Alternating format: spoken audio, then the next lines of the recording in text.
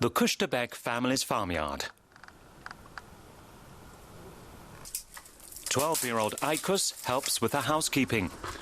The oven has to be heated. Flour for bread dough costs money, which Aykaran Tsar's husband sends.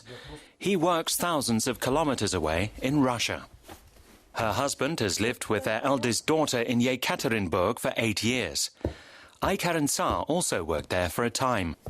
The fact that she has to take care of the family on her own in the village has made her more self-reliant. How can this be good? Nothing about it is good. If only everything were normal, if we lived together. The children are already grown. How many years have they spent without their father? They only talk on the phone with him. They miss him. Every day she tries to see her husband on the internet, often in vain. No connection. The connection is weak because they're surrounded by mountains. When she can get a video connection, Aykaran Tsar shows her husband the children as well. Her husband works as a caretaker. In Russia, he earns much more than he can in Kyrgyzstan. Like him, many relatives and neighbors have moved to Russia. They eat when they're all together. They make everything themselves: bread, vegetable hot pot, stewed fruit, tea. Without a father in this patriarchal Islam-influenced society, 15-year-old Dolat Bek has to act as man of the house. When we still lived together with Papa, we went hunting in the mountains and worked in the fields. We did everything together. Aykaran Tsar goes shopping. When her eldest daughter visits her, they shop together.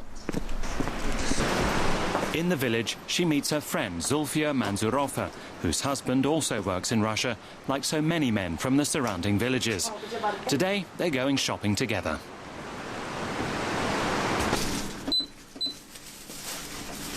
The shopkeeper weighs out rice for her, asking how many kilos she needs.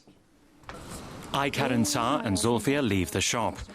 Aykaran Tsar remarks on how cold it is and says she's going home.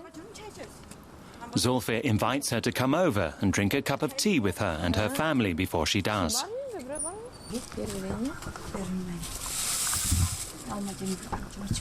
Zulfiya's husband went to work in Russia 6 months ago. She has 6 children.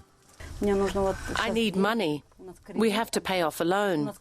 Every quarter we have to pay 13,000 som, about 200 euros.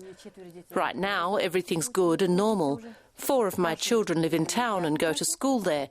Everything's fine with us. We can't complain. The next morning she travels to Batken, the nearest town. The trip takes more than 2 hours. She wants to buy winter clothes for her baby at the bazaar. The bazaar is the only place far and wide where people from the surrounding villages can buy fabric, clothing and shoes. My husband and I used to come here in our car and buy food and other things. Now it's harder with the baby. In the end, she finds what she was looking for and sets out for home again.